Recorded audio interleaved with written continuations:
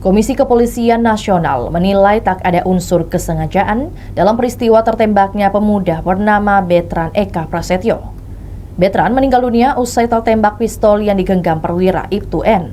Peristiwa itu terjadi di Jalan Todopuli, Kecamatan Panakukang, Kota Makassar, Sulawesi Selatan pada Minggu 1 Maret 2026. Saat itu Ibtu N hendak membubarkan aksi main tembak-tembakan di badan jalan. Setibanya di lokasi mengendarai mobil pribadi, Ibtu N menghampiri pelaku peperangan tersebut. Dalam rekaman CCTV, ia lalu melepaskan tembakan ke udara dan mengamankan seorang pemuda yang belakangan diketahui bernama Betran. Betran yang diamankan Ibtu N terjatuh dan rupanya terkena tembakan yang diduga dari pistol Ibtu N. Komisioner Kompolnas Khoirul Anam mengatakan, dugaan ketidaksengajaan Ibtu N dalam kasus itu dikuatkan dari posisinya yang mengamankan pelaku. Khoirul Anam mengatakan saat kejadian Ibtu N tidak dalam posisi membidik korban. Khoirul Anam hadir didampingi Komisioner Kompolnas lainnya, Gufron Mabruri.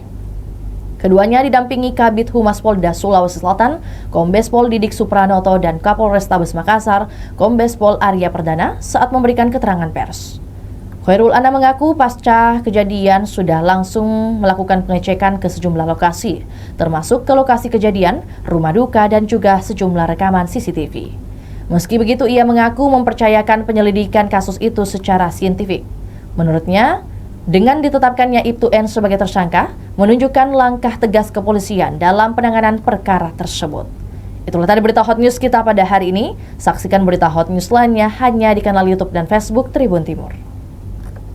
Download Tribun X sekarang, menghadirkan lokal menjadi Indonesia.